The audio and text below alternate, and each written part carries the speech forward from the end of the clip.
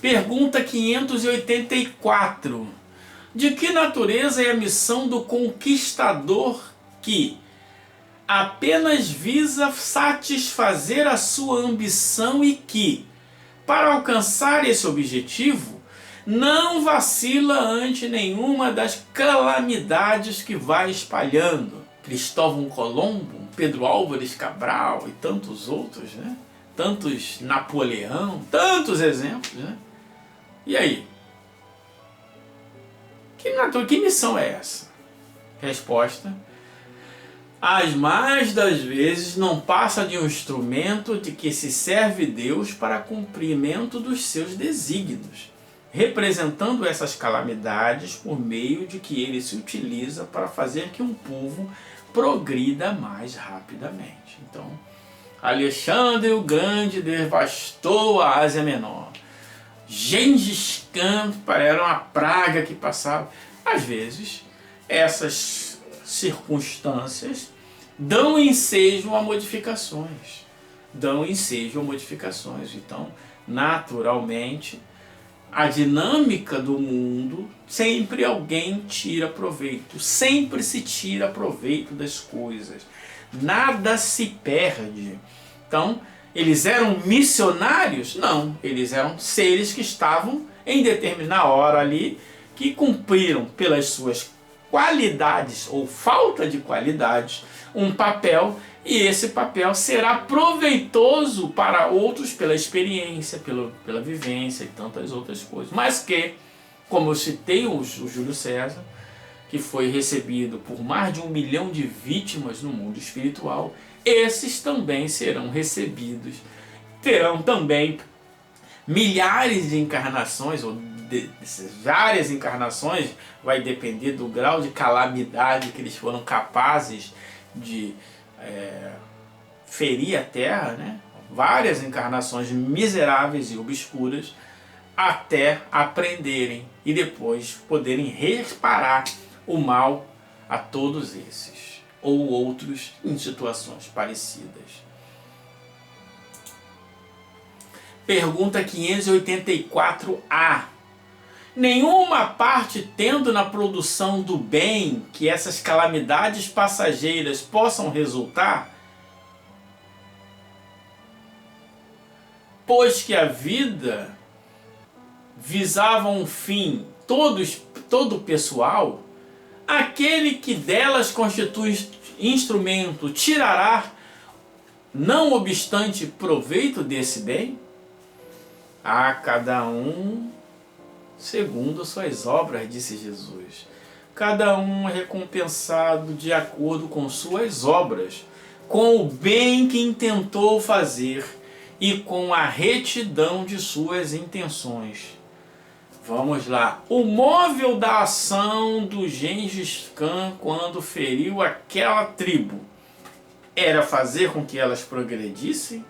Ou era para devastar e mostrar o poder da sua magnânima falange, seu exército? O móvel era bom ou era mau? Era mau, não tem proveito.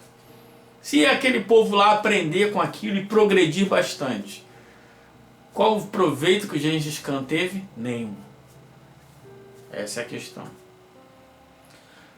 Os espíritos encarnados têm ocupações inerentes às suas existências corpóreas. No estado de erraticidade ou de desmaterialização, tais ocupações são adequadas ao grau do adiantamento deles. Isso aqui é um resumo de tudo, né?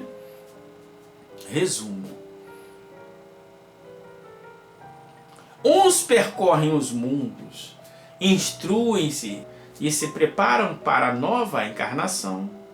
Os que estão em equilíbrio, porque os que não estão em equilíbrio desencarnam, vivem uma vida espiritual intermediária, não chegam a viver uma vida espiritual, passam um processo de perturbação pós-morte grande, passam um processo de perturbação em toda a sua reencarnação mais branda, mas passam e reencarnam, não tiram proveito, né? Os bons não, desencarnam, perturbação lenta, curta, e passam a estudar as sociedades, os mundos e vai aprendendo. É a justiça de Deus. Outros mais adiantados ocupam-se do progresso, dirigindo os acontecimentos e sugerindo as ideias que lhes sejam propícias. Assistem os homens de gênios que concorrem para o adiantamento da humanidade. Outros encarnam com determinada missão de progresso. Outros tomam sob sua tutela os indivíduos, as famílias, as reuniões, as cidades, os povos, dos quais constituem os anjos guardiões, os gênios protetores e os espíritos familiares.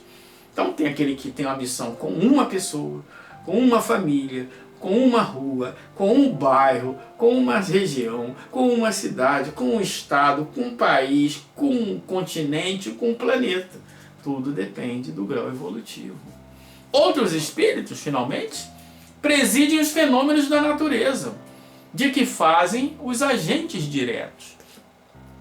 Lembrando que os fenômenos da natureza, dos quais são necessários a que haja uma intervenção dos espíritos na vida corporal. Os fenômenos da natureza, de modo geral, existem por eles mesmos, pelas leis naturais.